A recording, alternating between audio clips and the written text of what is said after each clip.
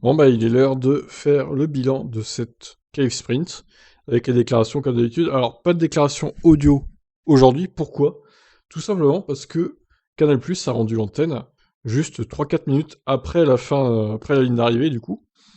Et ils ont pas eu le temps d'interviewer les pilotes pour nous diffuser quoi? Du rugby. Super, merci Canal, hein. Une pensée à ceux qui payent l'abonnement pour au final avoir le minimum syndical, on va dire. Ils auraient quand même pu balancer au pire la course sprint sur Canal+ décalé pour avoir plus de temps pour l'après-course. Je trouve ça un peu dommage, personnellement.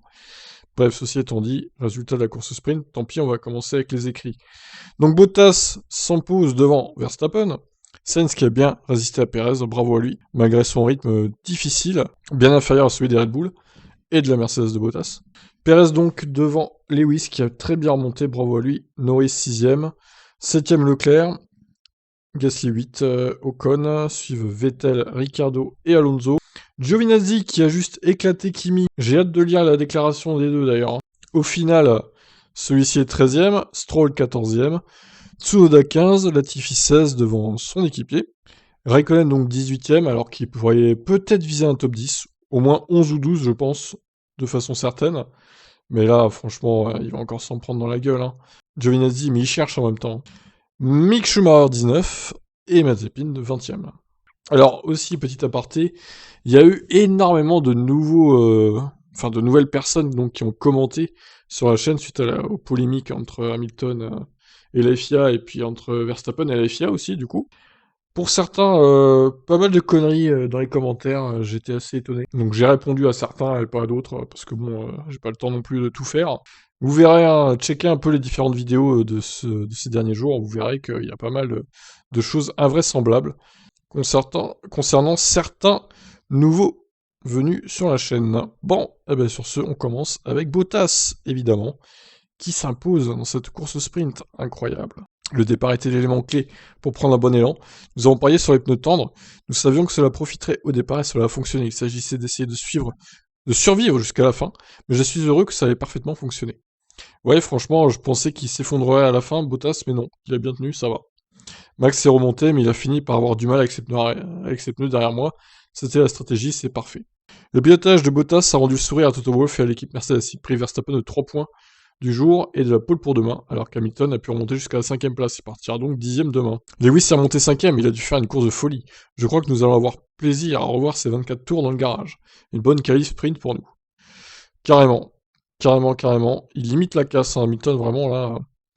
Même si, évidemment, il aurait sûrement gagné sans la pénalité. Mais bon, c'est comme ça, hein. Alors Verstappen, justement, n'avait pas la vitesse suffisante pour passer Bottas. Le départ en lui-même n'était pas le meilleur, mais bien sûr, nous étions sur le composé le plus dur. Ce n'était pas le plus facile pour y insuffler beaucoup d'énergie. Ça a été un peu chaud avec Carlos, mais j'ai pu le repasser très vite. Malgré tout, je pense que le rythme est assez bon ici. Une fois que vous êtes rapproché d'une voiture aux performances similaires, vous ne pouvez pas vraiment passer, mais ça va. Verstappen n'a pas réussi à dépasser Bottas malgré de nombreuses opportunités avec le DRS.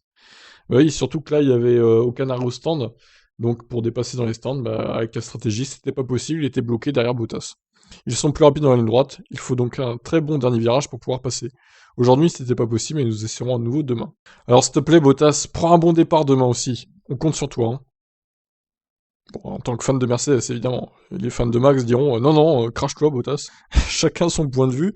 Sainz heureux d'être troisième du sprint, Leclerc est frustré. Très bonne course de Sainz, vraiment. Le départ était bon. Je devais en faire un car mes départs étaient à ce que je voulais m'améliorer, étaient ce que je voulais améliorer, pardon, dans la deuxième partie de saison. Et ça me donne grandement confiance d'en faire un aussi bon aujourd'hui. Dans les 3 premiers je suis passé en mode attaque. J'ai tenté de passer max, puis j'y suis arrivé, j'ai réussi à garder ma position. Ensuite, mes pneus tendres se sont grandement dégradés, et j'ai dû les gérer. Mais j'ai réussi à garder Checo derrière moi jusqu'au bout, j'étais à la limite, j'arrivais à défendre, mais le rythme était bon, et j'ai réussi à gérer les pneus pour conserver la troisième place. La piste était chaude aujourd'hui, mais elle devait l'être davantage demain, et Sainz s'attend à une gestion plus délicate en course. C'est une chose qui pourrait jouer un rôle demain. Il faisait assez froid aujourd'hui. Les températures de fin de journée ont joué un rôle, pour garder les pneus à température. Demain à 14h, ce sera différent. Mais nous avons appris nos leçons et nous sommes préparés. Bon, à voir s'il réitérera son très bon départ Sainz, et s'il arrivera à garder bloqué Perez encore, ce que je doute, hein, parce que là, avec la stratégie, ils vont vite se débarrasser de Ferrari chez Red Bull. Hamilton, 5ème du sprint, je n'avais aucune idée de ce qui était possible. La remontée du jour depuis la dernière place sur la grille donc de sprint. Honnêtement, je n'avais aucune idée de ce qui était possible, je n'ai pas fixé l'objectif minimum au maximum. Je pouvais peut-être être 10e, alors j'ai pensé c'est mon objectif. Puis j'ai juste essayé d'aller plus loin, d'aller aussi loin que possible, puis tout à coup, j'ai été beaucoup plus vite. Vous ne pouvez tout simplement pas abandonner, vous devez simplement continuer. C'était vraiment difficile, pendant que l'équipe s'occupait des commissaires, je me concentrais juste avec mes ingénieurs et j'ai gardé le moral avec mes mécaniciens et je me concentrais sur le travail à accomplir sans y penser. Puis au moment d'entendre le résultat de l'enquête, c'était dévastateur. Il faut alors garder la tête baissée et continuer à y croire. Je me suis rapidement reconcentré sur ce que j'allais faire aujourd'hui. 5e c'est bien, 10e demain sur la grille, ça laisse des opportunités, bravo Valtteri, pour avoir pris Max de la pole. Cela sera certainement d'une grande aide. Ouais, en admettant que Bottas se fasse pas bouffer au départ. Demain. Bon, on souhaite qu'il fasse un bon départ, Valtteri. Hein. Et pour Hamilton, en espérant qu'il se fasse pas cracher demain aussi, parce qu'il part au milieu de peloton. Attention, là ça a été. Il est parti dernier, bon, il pouvait un peu analyser ce qui se passait devant. Mais demain, il part en milieu de peloton. Alors, je dirais que c'est même plus dangereux de partir en 10e que 20e. Mais bon, il verra bien. Hein. Alors, Horner ne croit pas que Mercedes ait délibérément enfreint le règlement. Alors, merci Horner. C'était une question de noir ou de blanc. Raciste. Oui, alors certains jouent la carte du racisme par rapport à la pénalité d'Hamilton aussi d'ailleurs. Non les gars, arrêtez, vous pouvez pas faire ça quand même. Stop. C'est pas parce que Hamilton est noir qu'il s'est fait disqualifier de la qualif. Hein. Faut arrêter. Hein. C'est de la connerie tout ça. Donc ceci n'est pas simplement la FIA qui l'a affirmé dans son communiqué, que donc Mercedes n'a pas cherché à tricher, mais Red Bull. Je suis sûr que ça ne l'était pas, répond Horner. Quand on lui demande si l'infraction était intentionnelle, le directeur de Hamilton Kane se souvient aussi d'une disqualification similaire des deux Red Bull au Grand Prix d'Abu Dhabi 2014. Les gens ne conçoivent pas des choses dans le but d'enfreindre les règlements, car cela serait évidemment illégal. C'est la seule conclusion à laquelle les commissaires ont pu arriver dans cette situation, c'est noir ou blanc. En clair, poursuit Horner, c'est ce qui arrive quand on veut, de bonne foi, pousser les limites du règlement. Parfois, on dépasse les limites. Les ingénieurs vont toujours pousser les limites du règlement. Si vous la regardez, c'est comme une encyclopédie, alors il faut essayer de les traduire et de l'interpréter. Les ingénieurs vont toujours repousser les limites, et nous l'avons vu cette année. Nous avons été mis au défi, et Mercedes a été mis au défi. Et ça donne un mal de tête à la FIA parce qu'ils doivent le contrôler. Ce qui pourrait arriver à Mercedes pourrait arriver un jour à Red Bull, mais Horner demeure confiant. C'est comme ça depuis 8 ou 10 ans, peu importe, donc ils ont été testés, je pense, 3 ou 4 fois dans les 4 dernières courses. Donc ce qui s'est passé, c'est ce que c'est, et nous ne nous attardons certainement pas là-dessus. Nous sommes très concentrés sur nous-mêmes.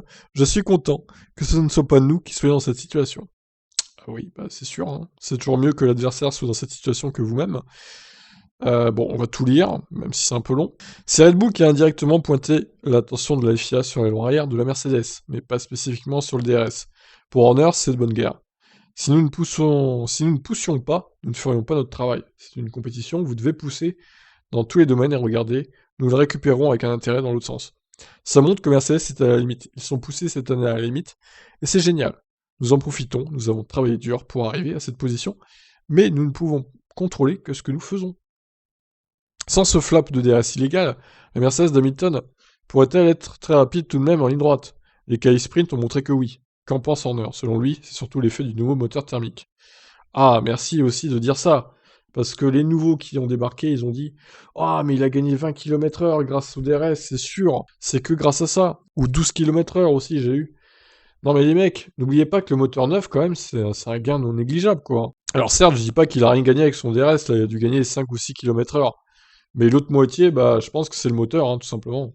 Je ne sais pas, ça ne serait pas massif, ce serait progressif. Mais il y a un test qu'il doit passer, je ne pense pas que c'était ce qui a fait la différence pour la pole ou pas hier, lors des qualifs de vendredi. Je pense qu'ils ont une énorme vitesse en ligne droite, ils ont mis un nouveau moteur et nous savons qu'ils sont assez puissants quand ils sont neufs et qu'ils se dégradent au fur et à mesure. Donc, ils l'ont fait pour une raison. Oui, alors est-ce qu'ils vont encore changer de moteur pour Bottas, par exemple, avant la fin de la saison, genre au Qatar? Ou est-ce que Hamilton va aussi changer de moteur? Genre pour la dernière course, imaginez les deux pilotes Mercedes pénalisés de 5 places, mais qui auraient une fusée d'un côté, en ligne droite, ça pourrait être incroyable. Donc on verra où en est le classement, mais bon. Sur ces bonnes paroles d'Horner, pour une fois il clash pas Mercedes, donc c'est bien. On passe à la suite. Eh ben, Toto Wolff, justement. Oubliez la politique. Wolff réagit à la folle journée de Mercedes. Ah oui, alors il a aussi dit « fuck them all » à Lewis, quand il l'a félicité pour sa remontée. Quelle journée pour Mercedes et Toto Wolff, la pénalité dévastatrice pour infraction au règlement technique, la remontée formidable du Britannique jusqu'à la 5ème place, et enfin la pole et la victoire pour Valtteri Bottas. Cette journée ne fut pas de tout repos. Toto Wolff faisait le point après ce samedi à Interlagos, et dire qu'on n'est que samedi d'ailleurs. Parfois, après les plus grandes frustrations de la Formule 1, vous voyez ces 30 minutes géniales. Valtteri a totalement contrôlé la course s'il avait une bonne voiture, une bonne stratégie, une bonne vitesse en ligne droite. Il était juste brillant et ne laissait pas l'autre gars s'approcher. L'autre gars, il cite même pas le nom de Verstappen, quoi. L'autre, le gars, là, derrière, le concurrent, quoi. Lewis a effectué 16 dépassements pour finir 5ème, et c'est certainement génial d'oublier la politique pour un moment et de se concentrer sur la course. Pourquoi pas être politique alors qu'il s'agissait de règlements techniques? Du reste, à la radio, à l'arrivée, Toto Wolff lance un fuck them all. Cela veut dire qu'il ne digère pas la pénalité infligée par les FIA? Je n'ai pas voulu dire ça à l'encontre de l'un des règlements. C'est généralement un état d'esprit que nous avons. Hier, la voiture était testée et aujourd'hui, 2 heures avant la course, nous avons reçu l'information que nous étions disqualifiés. Et c'était d'une certaine manière triste car il y a des procédures en Formule 1. Il y a un certain modus operandi et un protocole que nous devons suivre. Nous avons échoué à des tests consécutifs par la plus petite des marges. 0,2 mm de trop. Oh là là, 0, non mais vous imaginez, 0,2 mm. C'est même pas 1 mm, c'est 1/5 de millimètre. Sérieux quoi. Et dans le passé, ça aurait signifié réparer-le. Nous l'avons vu avec l'aileron arrière de Red Bull le week-end dernier. L'aileron a tout simplement été endommagé pendant la séance de qualif. C'est pourquoi nous avons également décidé de ne pas faire appel pour des raisons philosophiques. Si les commissaires décident, vous devez prendre les choses en main, cela va dans les deux sens. Avec sa remontée, Hamilton a prouvé que la Mercedes pouvait batailler même dans le peloton. Ouais, enfin jusqu'à un certain point quand même. Bottas a aussi montré avoir un très beau rythme. Toto Wolff n'est-il donc pas confiant pour ce dimanche? Je crois que nous avons une bonne voiture ici. Nous avons vu que sur 23 tours, nous n'avons pas souffert avec les pneus. Demain, ce sera une autre paire de manches, car il fera beaucoup plus chaud. Mais au moins, c'est encourageant de voir que nous pouvons doubler. Et Lewis ne part pas de la 20e place, mais de la 10e, et Valtteri est en pole position. Il va certainement se battre pour la victoire. C'est certainement plus encourageant qu'il y a 90 minutes. Avant le départ, du coup, de la course sprint. Bon, bah écoutez, ça promet plutôt de bonnes choses pour demain. J'aimerais qu'il pleuve demain, mais ils disent qu'il va faire plus chaud, donc à mon avis. Et pourtant, il y avait des gros nuages noirs hein, en fin de qualif sprint, là. Dommage que la pluie soit pas arrivée. Alors, la météo pour demain, il faisait seulement 15 aujourd'hui. 23, 31 au ressenti. Ouais, bon, d'accord, hein, ça fait beaucoup. Il y a toujours des pubs de merde à droite, hein, magnifique. Bon, on espère des orages hein, pour demain, mais bon, j'y crois pas trop. Perez n'a pas réussi à passer Sainz pour le dernier point du sprint. Demain, ce sera une autre course. Ouais, Perez un peu décevant quand même, la Ferrari était bien inférieure, bon, c'est étonnant qu'il ait pas pu le passer, quoi. C'était assez difficile quand Max l'a dépassé, je pensais que je serais capable de passer facilement, mais c'était quand même un peu plus dur que prévu. Surtout quand les pneus sont devenus plus chauds. C'est devenu plus difficile après. Demain, ce sera une course bien différente, gestion des pneus, charge d'essence maximum. C'est la course qui compte vraiment, il y a beaucoup de gros points à jouer. Hamilton partira de la 10e place demain, après avoir subi une pénalité de 5 places sur la grille en raison d'un changement de moteur. Dans la course au sprint, le Britannique était extrêmement rapide et a réussi à passer de la 20e à la 5e place. Perez s'attend à une bataille avec le pilote demain. Il reviendra à un moment donné, il était extrêmement rapide aujourd'hui. Ce n'est pas une surprise, je ferai ce que je peux pour le contrer, comme au Mexique. Ah. Tant que tu le craches pas après, Sergio, hein. Comme au Turquie aussi, leur bataille était pas mal. Alors, AlphaTauri, frustré. Eh ben oui, tu m'étonnes. Gasly s'élancera 7ème et Tsunoda 15ème. Donc Gasly s'est lancé 5ème et a vécu un départ compliqué et est terminé 8ème, à la faveur de la pénalité d'Hamilton. Il s'élancera donc demain 7ème. Le départ a été terrible, j'ai perdu 3 positions dans le premier virage et je n'avais tout simplement pas le rythme pour revenir sur les Ferrari et les McLaren. Ce n'était clairement pas le début de course que nous attendions, donc nous allons regarder ce que nous pouvons faire de mieux pour demain. Ce n'était pas la journée la plus facile pour nous, surtout que les derniers tours avec les pneus tendres étaient vraiment difficiles, on le sait. Ce n'est jamais fini avant le drapeau à damier, donc nous allons examiner la stratégie ce soir et faire tout ce que nous pouvons pour revenir plus fort demain. Tsunoda s'est lancé 13ème et a terminé 15ème, ce qui sera aussi sa position au départ demain. Je ne suis pas satisfait de ma journée, j'ai perdu trop de positions dans le premier tour, et après ça, je n'ai pas pu maximiser la performance des pneus tendres. En raison du format de ce week-end, je n'ai pas effectué beaucoup de tours ici, mais j'ai appris beaucoup de choses aujourd'hui et je peux utiliser aujourd'hui que je peux utiliser et utiliser ce soir avant la course de demain. Ouais, ça n'a pas l'air folichon chez AlphaTauri en rythme de course. Hein. Je m'attends à une course difficile pour eux demain, au final. Après bon, tant qu'ils sont devant Alpine, tout va bien. Ocon finit 8ème du sprint au Brésil, Alonso 12ème. Eh ben justement, parlons d'Alpine. Oh, j'ai hâte de lire Alfa Romeo aussi. Alors, en général, c'est Alfa Romeo les derniers qui arrivent en communiqué de presse, là. Mais bon, j'espère que ça va arriver ce soir, quand même, parce qu'on l'a pas eu hier, on l'a eu que ce matin. Donc, voilà, du coup, c'est qui, là? C'est Alonso? Nous sommes partis avec les pneus médiums. Ils n'étaient peut-être pas les plus adaptés pour le départ, mais nous avons fait le choix d'être sur 2 stratégies différentes en équipe. Nous avons perdu des positions au premier virage. Puis nous nous sommes retrouvés coincés dans le trafic pour le reste du sprint. Les dépassements sont difficiles ici et il faut un avantage assez important pour remonter. Je pense que si vous classez les voitures selon leur performance, le résultat final sera celui que tout le monde attend. Voir la remontée d'Hamilton dans le peloton était probablement le plus excitant pour les fans, et cela montre ce que nous pourrions faire avec ce format. C'est-à-dire, il parle de quoi? D'une grille inversée ou... Ah, c'est vrai que ça serait beau, hein, du coup, mais bon, ça serait peut-être un peu trop artificiel à mon goût. Est-ce que la F1 doit se diriger vers ça? Je suis pas sûr. Les points sont toutefois attribués demain, donc le résultat ne doit pas nous décourager. Il est en revanche évident que nous devons réussir notre départ, comme cela peut fortement impacter notre course. Quelques jours après, Esteban était à son tour la victime de la fusée Mercedes, qui l'aurait légué en 9ème position. Il partira donc 8ème demain. C'était une bonne journée et je pense que nous avons réussi nos qualifs sprint. J'étais content de ma course et nous sommes allés chercher une belle position sur la grille. Ouais, c'est vrai qu'il a fait le job, hein, Ocon, ça va. Après un excellent départ, nous avons gagné quelques places dans les 2 premiers virages, avant de mettre l'AlphaTauri sous pression la majeure partie de la course. C'était un samedi très positif et les signes sont encourageants pour dimanche. La voiture semblait compétitive, donc l'objectif sera de poursuivre sur cette lancée lors de la course principale. Notre rythme a l'air solide et nous aurons encore le libre choix de nos pneus au départ. Donc, nous évaluerons nos options pour voir ce que nous pouvons faire.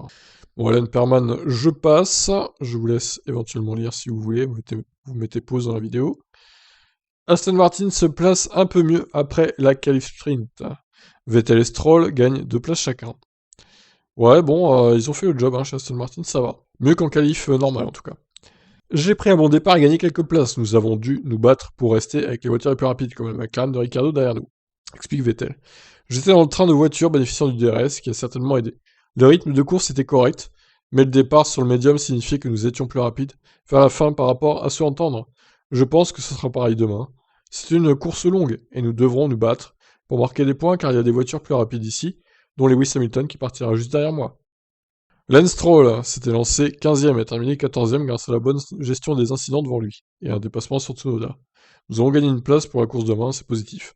Il n'y avait pas beaucoup d'action autour de moi au départ, nous étions toujours 15ème après le premier tour, puis à la fin, Tsunoda commençait à souffrir sur les tentes devant nous, alors que nous avions plutôt bien géré nos médiums.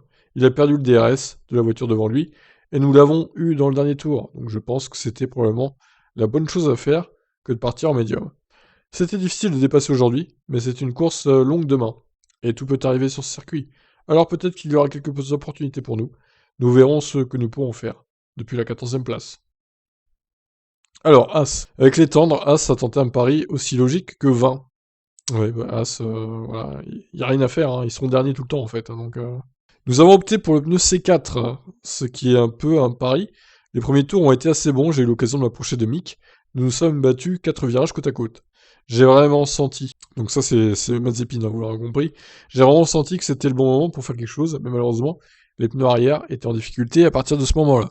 J'ai essayé de saisir ma chance, ça n'a pas vraiment marché. Mais en général, c'est assez difficile pour nous sur ce circuit de se battre avec des Williams et des Alpha. Et pas que sur ce circuit d'ailleurs, hein. Partout en fait. Alors Mick, qui a fini à une dizaine de secondes de Kimi, il ne pouvait pas faire mieux. Peut-être qu'avec le recul, il y avait une stratégie plus rapide, mais nous voulions être sûrs d'avoir un bon départ et un bon premier tour, ce que nous avons fait. Mais nous avons dépassé personne. Ça n'a pas payé cette fois, globalement, c'était une leçon pour apprendre comment les pneus tendres se comportent. Et nous savons ce que nous avons besoin, rien n'est perdu. Ce dont nous avons besoin, pardon, rien n'est perdu, la course est demain. Oui, enfin bon, ce sera une belle 19ème place hein, pour Mick Schumacher, et puis voilà quoi. Vous attendez pas autre chose, hein, les gars. Hein. Alors, Ricciardo et Norris, du coup, chez McLaren, à moins qu'il y ait que Norris là. Non, il y a Ricciardo aussi. Alors, Norris occupait la 5ème position Interlagos alors qu'il suivait Sainz et Perez, après avoir passé Charles Leclerc plus tôt dans la course. Mais Norris a abandonné sa position dans le dernier tour lorsqu'il a été dépassé par Hamilton, qui remontait depuis le fond de grille. Il n'y avait pas besoin de prendre des risques, il n'y aurait aucun intérêt à le faire, il valait mieux que je concède la position plutôt que quelque chose se passe. Il a une pénalité demain, moi non. Il a totalement raison, Norris. En plus, bon, voilà, je pense qu'il aimerait voir Hamilton titré plus que Max, pour le coup, même s'il est copain avec Max aussi, mais bon. En tant qu'anglais, voilà, forcément, hein, il allait pas bloquer Hamilton, je pense. Quand je devais défendre, je défendais. Quand je devais attaquer, mon attaque était bonne. Hamilton était environ 2 secondes plus rapide que nous au tour, donc c'était facile pour lui. Dans le dernier tour, je n'ai pas eu besoin de trop défendre contre Lewis, mais bien sûr, avec la Ferrari, j'ai pris pas mal de risques. J'ai fait ce qu'il fallait faire, une bonne journée pour nous. Le point de Sainz pour la 3ème place au sprint, place Ferrari à 14 points et demi d'avance sur McLaren, dans la lutte pour la 3ème place au classement général. Mais Norris reste encouragé par sa journée. Ouais, l'écart se creuse, hein. Ça, c'était pas prévu qu'ils marquent des points dès la course sprint, en plus, chez Ferrari. Nous avons devancé l'une des voitures rouges, donc une partie de notre travail a été faite. Oui, sauf que ça rapporte pas de points au final. Donc, bon. Il va falloir refaire tout le travail demain chez McLaren. Alors, Ricciardo.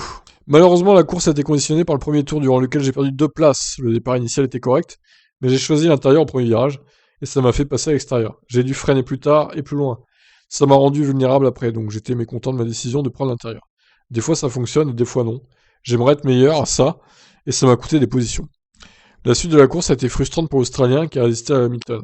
Ensuite, j'ai été coincé dans un train de DRS. J'étais plus rapide que les voitures devant moi, mais j'ai rien pu faire. Je suis déçu, et je veux me rattraper demain. Il y a quelques voitures, en plus demain, devant moi. Donc c'est pas idéal. Je verrai ce que je peux faire et ce que je peux apprendre de cette première course aujourd'hui. Avec les arrêts au stand, il y aura d'autres opportunités. Mais un mauvais premier tour est assez en un week-end et je compte faire mieux demain. C'est tout ce à quoi je pense pour l'instant. J'attends mieux de moi-même. Bon, très bien. On verra comment ça se passe pour McLaren et Ricciardo demain, du coup. Verstappen a voulu vérifier la flexibilité de l'aileron de la Mercedes. Il se demande toujours s'il n'y a pas trop de mouvement. Voilà, tu vas pas relancer la polémique, hein, Max, hein, ça suffit maintenant. Max Verstappen est revenu sur sa vérification de l'aileron arrière de Lewis, qui a déclenché une enquête à son encontre et lui coûtera 50 000 $. 50 000 $, c'est énorme hein, quand même. Pour eux, c'est rien, mais pour nous, c'est une somme astronomique. Le pilote Red Bull assure qu'il ne vérifiait pas le DRS, mais bien la flexibilité de l'aileron de la Mercedes. Je regardais clairement l'aileron. On peut voir sur la vidéo ce que j'ai fait exactement. Je regardais simplement à quel point l'aileron arrière était flexible à ce moment-là. Ça n'avait rien à voir avec le DRS. Mais au pire, est-ce que c'est vraiment à toi de faire ça, Max? Alors je sais bien hein, que Vettel le faisait à l'époque aussi, mais c'était pas non plus à lui de le faire en fait. De toucher à vos monoplaces, c'est pas à celle des autres, les mecs, j'ai envie de dire, hein. Quelle manie ça, c'est fou quand même, hein. Bon, au moins ça va mettre, je pense que ça va les calmer, ça va mettre un précédent sur tout ce que les autres ont fait là. Bon, Vettel il s'est jamais fait pénaliser pour le coup, mais je pense qu'il faut que ça cesse, hein, qu'ils tripotent les voitures des autres comme ça. Je pense que c'est pas eux de faire ça, de vérifier si l'aileron est flexible ou pas, j'ai envie de dire. C'est au commissaire de le faire, hein. Verstappen pense toujours que la W12 a un aileron arrière trop flexible. Oui, bien sûr, il y a eu des discussions, et bien sûr, il aura encore des choses à examiner parce qu'à une certaine vitesse, il semble que l'aileron se plie. Bien sûr, vous savez que nous avons dû, en début de saison, changer un peu les ailerons arrière à cause des mouvements de l'aileron arrière à haute vitesse. Mais il semble que quelque chose soit encore anormal chez Mercedes. Donc c'est pour cela que je suis allé jeter un coup d'œil.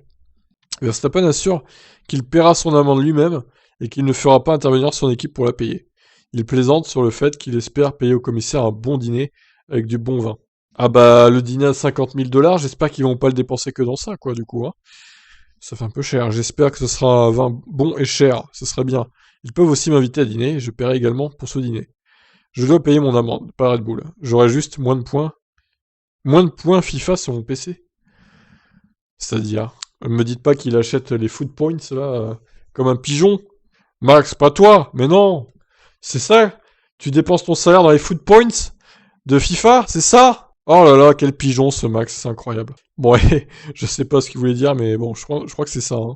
Bref, on passe à la suite. Bon bah du coup, Alfa Romeo, toujours pareil, hein, je ferai demain parce que... Je ferai demain sans faute parce que là, j'ai quand même envie de voir ce qu'ils vont dire. Les minuit 8, c'est toujours pas publié, donc je sais pas ce qu'ils foutent chez Alfa Romeo. À chaque fois, ils nous font traîner, là, pour avoir la déclaration, c'est infernal. Donc je vais aller me coucher, moi. Et je vous diffuse évidemment la grille des départs pour demain.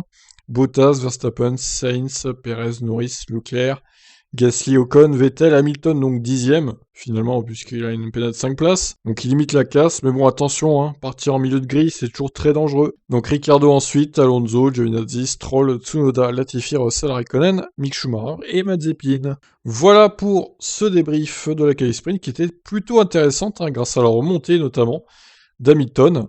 Alors certains vont dire ah il faut vraiment mettre les grilles inversées, c'est super de voir les meilleurs pilotes remonter dans le peloton. C'est vrai que c'est divertissant, mais encore une fois voilà, c'est très artificiel si on met ça quoi. Mais bon, à réfléchir, ça serait marrant de voir des As en premier, c'est clair. Ça serait un peu la foire d'empoigne dans le peloton là, pendant plusieurs tours. Ça serait incroyable. Mais bon, je pense pas que ça se fera. Honnêtement, les fans vont crier au scandale si on fait ça. Mais c'est vrai que voir une première ligne remplie de As, franchement, j'aimerais bien voir au moins une course avec ce cas de figure là, vraiment, hein, pour voir ce que ça donne, Mazepin qui part premier là. Bon, je veux voir ça, vraiment. Donc voilà, donc départ à 18 h demain, on fera un petit tour de l'actu, comme d'habitude, sur la chaîne, pensez à vous abonner si c'est pas fait. Et on espère que la course sera aussi intéressante, voire plus intéressante encore que la Kai Sprint d'aujourd'hui. Je vous laisse réagir, bonne nuit à vous. Bye bye.